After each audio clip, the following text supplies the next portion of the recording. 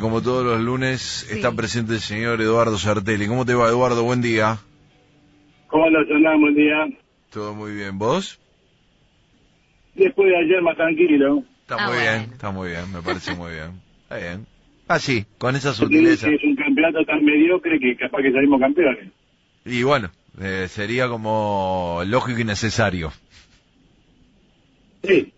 Siempre mejor que salir campeón en cualquier condición. Así. No, bueno, por eso. Después nos sentamos a discutir lo mal que se juega, pero por lo menos avanzar. Una lástima para el periodismo porque va a tener muy poco para decir durante la semana, pero por suerte ya viene Sampaoli, así que tiene ahí algunas cosas como para comentar.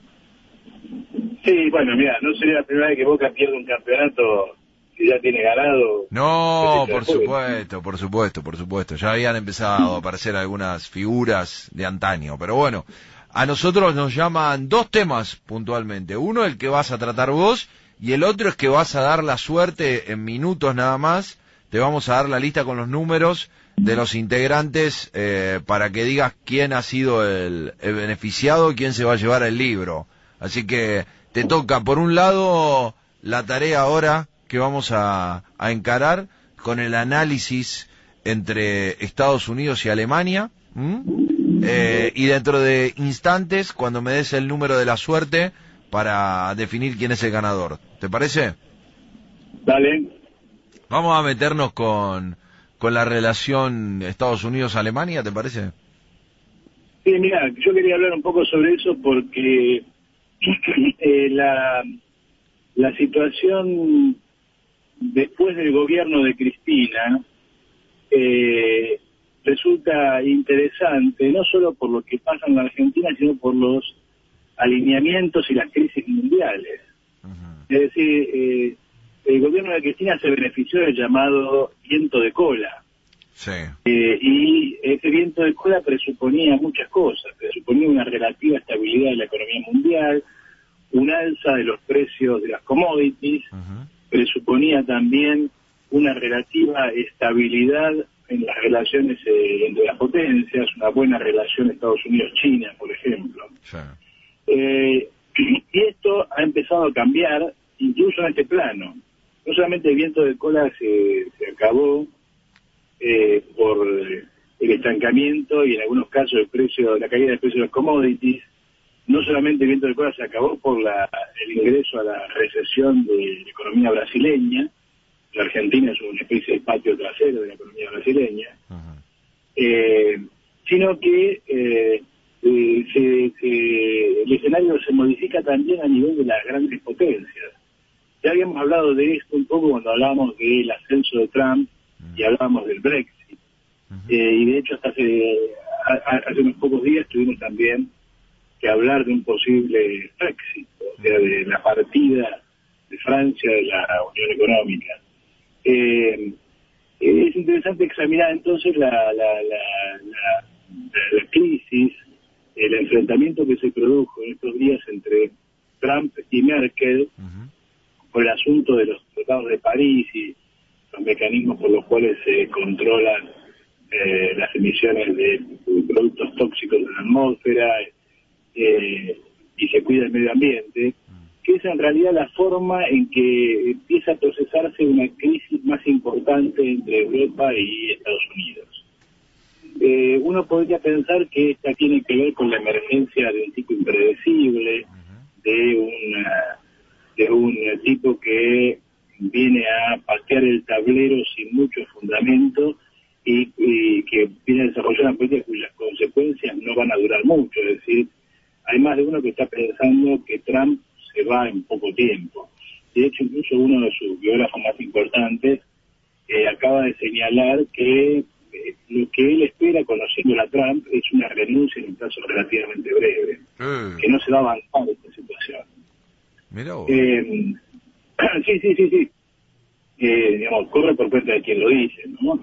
Pero es cierto que en el establishment americano y en la población de Estados Unidos en general, es una idea que se baraja hace rato, y de hecho es la consigna de batalla de Michael Moore. Michael Moore llama a voltear a Trump y es que Trump no gobierne 4 años. De modo tal que mucha gente interpreta estos conflictos con Europa, estos desplantes hacia Merkel, los reproches por la falta de financiamiento europeo a la OTAN, cosas por el estilo, el rechazo del Tratado de París, etcétera, etcétera, como una especie de capricho, una veleidad de un tipo que finalmente no va a durar mucho en el poder. Sin embargo, yo creo que es posible pensar que está en marcha un proceso de realineamiento de alianzas internacionales. Puede ser que efectivamente la cosa dé marcha atrás y que lo de Trump sea simplemente una bravata, pero yo creo que hay algo más. Y que se está cocinando en la política alemana. La partida de Inglaterra de la Unión Europea tiene como razón, a mi juicio, el ascenso del peso de Alemania en la Europa unificada. Y por lo tanto, aparece más como la eliminación de un obstáculo, una eliminación dolorosa, pero finalmente un obstáculo a la hegemonía alemana más que un proceso de decadencia de la Unión Europea. Y creo que este enfrentamiento con Trump no es anecdótico, es decir, tiende a constituir a Angela Merkel en una especie de líder europea. Hasta hace poco Merkel era simplemente una señora alemana muy autoritaria, una especie de Margaret Thatcher, sí, que se encargaba de decir no, hay que rescatar a Grecia, no, hay que rescatar a Grecia, hay que poner plata para... no. En cambio ahora, con este enfrentamiento con Trump, empieza a aparecer como la posible abanderada de una Unión Europea con una hegemonía alemana fuerte y una burguesía alemana haciéndose cargo de ese liderazgo definitivo. Lo digo porque además, a medida que se extiende la crisis con Estados Unidos, se estrecha la relación entre Alemania y China. China también tiene un problema con Estados Unidos y hasta cierto punto una relación más estrecha con Europa no compensaría, porque la relación entre China y Estados Unidos es muy intensa en términos económicos, pero de alguna manera le daría más aire al capitalismo chino. De modo tal de que acá está en juego una cosa muchas veces anunciada, pero que hasta ahora no se ha realizado, que es un paso más allá en la decadencia definitiva de Estados Unidos, una fragmentación mayor del poder internacional, y yo creo que lo que mucha gente no avisora, que yo creo que es posible pensar, no sé cuál es el grado de seguridad que le podría dar estas afirmaciones, pero sí que es posible pensar, la reemergencia del imperialismo alemán, es decir, un proceso de unidad más intensa de Europa, que en términos estrictos lo único que puede significar es el ascenso del capital alemán como capital rector, no solamente económica, sino políticamente, en una Europa más chica, pero más densa y más consolidada. Creo que incluso la presencia de Putin y cierta relevancia que adquiere Rusia en este contexto presiona aún más en este sentido, es decir, una Europa más chica, pero más unificada en torno al liderazgo de Angela Merkel. Por eso a mí no me parece que esto sea anecdótico. La pregunta que uno se podría hacer es qué significa eso para Argentina. A ver, para cerrar esto antes de pasar ahí, que me gustó la idea, pero digo, vos decís que esta posición tiene relación entre para Merkel como líder de esa Europa unificada, decís vos, pero ¿cuál es la condición en relación con Rusia y con China? Hay todo un conjunto de países del centro de Europa que estaba antes bajo la llamada cortina de hierro, sí, que ven más preocupante la relación o la presencia de Rusia que la de Alemania.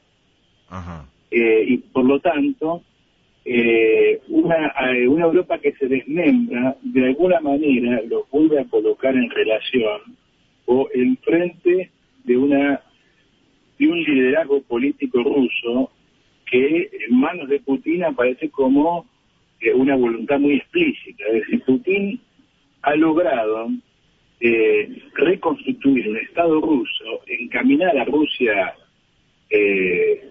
hacia el capitalismo, con todas las contradicciones y las explosiones que hemos visto en términos económicos, pero básicamente como una potencia capitalista, una potencia menor, ciertamente menor, ya estamos lejos de la época en que el mundo se dividía entre la Unión Soviética y Rusia, entre la Unión Soviética y Estados Unidos, pero sí una potencia económica de relevancia internacional.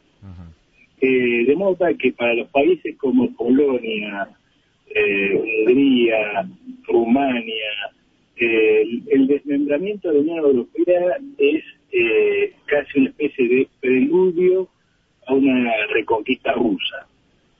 De modo tal que cuanto más relevancia adquiere Putin, a mí me parece que todo el centro-oeste de Europa automáticamente se abroquela hacia Alemania. El caso de Ucrania es muy interesante para pensar esto. Sí. Y la alianza con China es lo que le puede permitir tanto a los chinos como a Alemania colocar a la economía norteamericana en un paréntesis, es decir, sacarla de esa relación de centro del mundo obligado y permitirle jugar una especie de bonapartismo internacional, Alemania entre Rusia y Estados Unidos. Sí. Si esto fuera así, significaría un paso muy grande en la decadencia norteamericana, porque hasta ahora su mercado interno es lo que lo mantiene, junto con su ejército, pero sobre todo su mercado interno, como la potencia más relevante a nivel mundial. Esta ruptura con Alemania me parece que, si es como yo supongo, si es como yo creo, es un proceso de ruptura más amplio, no simplemente el gesto de un payaso, sino el proceso por el cual Alemania se libera de la Guerra Fría en términos políticos y económicos y emerge como una potencia mundial a la cabeza de Europa. Si esto es así, entonces estamos arribando a un ordenamiento del mundo muy diferente al de los últimos 30 años. Y ya te digo, hay que pensar qué significa eso para la Argentina. Bueno, ¿y qué significa para la Argentina? ¿Qué pista podés dar de eso? Hay varios problemas. La Argentina ya ha asumido, y esto es muy importante, una relación colonial con China. Ya la ha asumido. Y yo te diría, una política de Estado. Sí. ¿En qué sentido?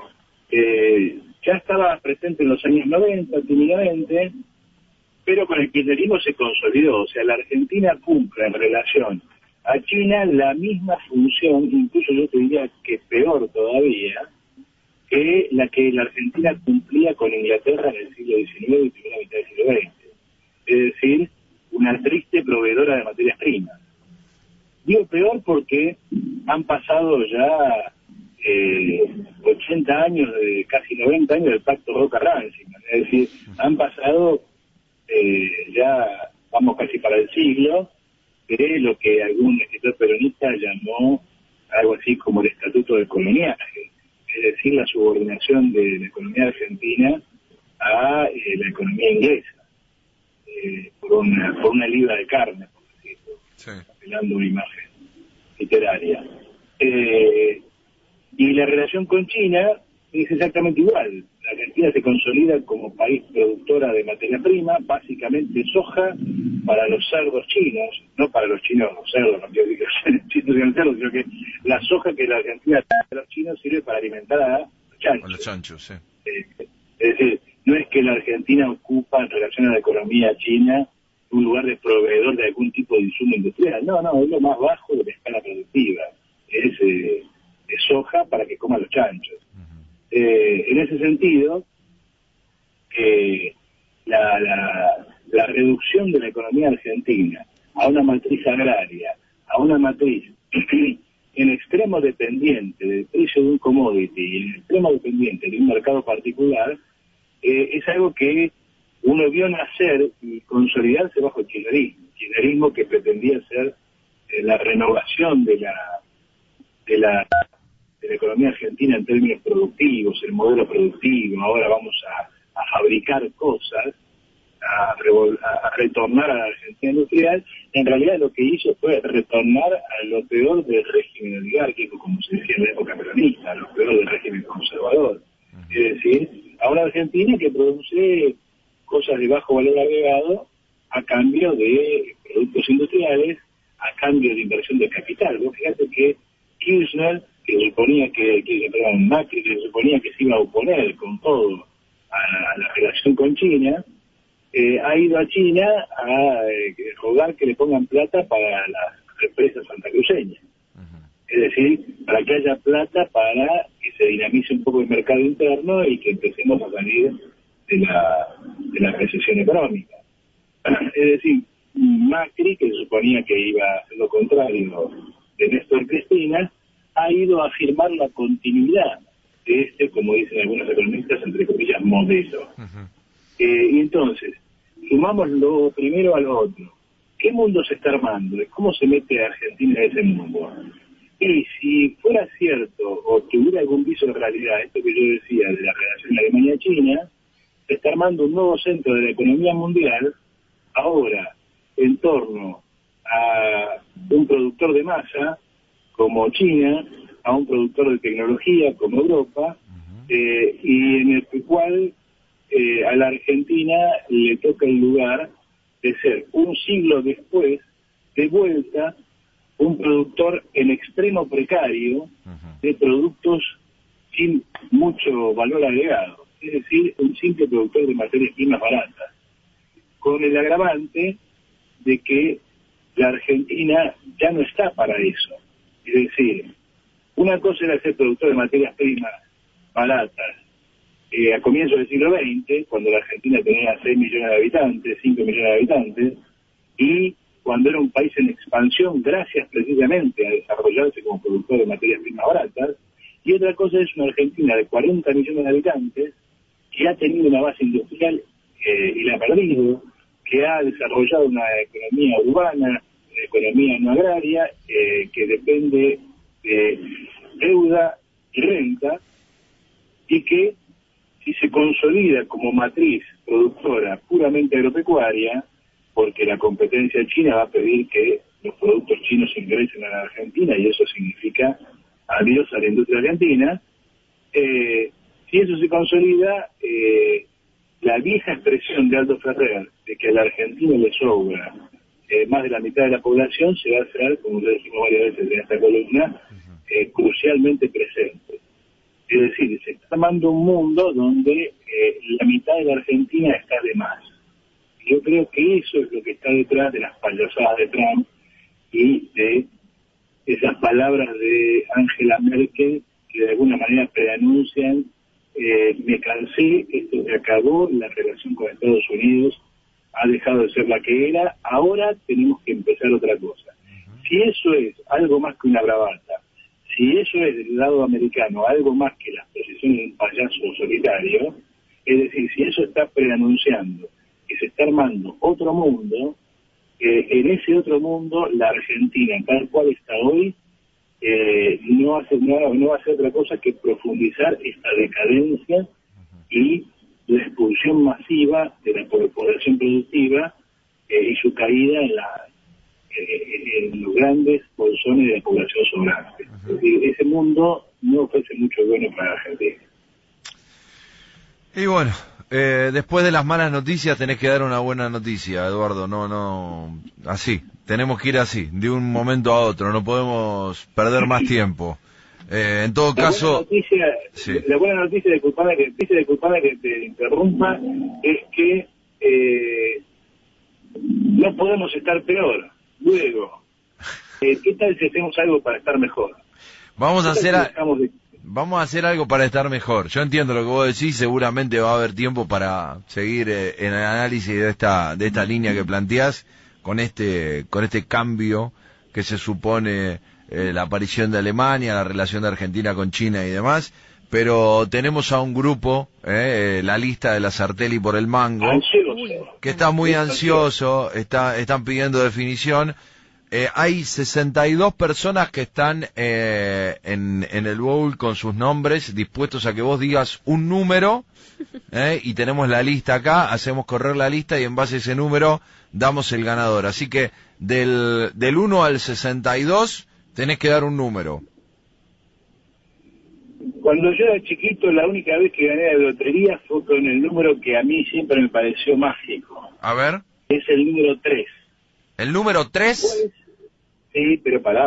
Espera. Pues entendí que el número 3 tenía muchos significados. A Desde ver. la Santísima Trinidad hasta la dialéctica. Sí. Por eso siempre creí que por alguna razón mi número era el 33. El 33, me hiciste dar vuelta a toda la lista. Espera que voy hasta el 33. Los tengo acá numerados. Sos tremendo.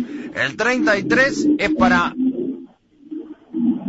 Matías Chávez. Matías Chávez es el ganador de la cajita infeliz, el libro de Eduardo Sartelli. Así que si está escuchando se pondrá contento y métanle unos aplausos a Matías, por favor. Sí, sobre todo con ese número. El que 33. finalmente es la edad de Cristo. Es la edad de Cristo. Justo, mirá. Si hay algo que a vos te caracteriza... ¿Qué diga? Columna para explicar por qué el 33. Qué irónico que sos, tremendo. Bueno, Eduardo, buena semana. Ahora le damos la noticia a Matías, si nos está escuchando ya estará contento, se lleva la cajita infeliz. En cualquier momento hacemos otro sorteo. Te mando un abrazo, buena semana. Un abrazo para todos. Dale, chau. Un abrazo para todos. Dale, chau. Un abrazo para todos. Dale, chau.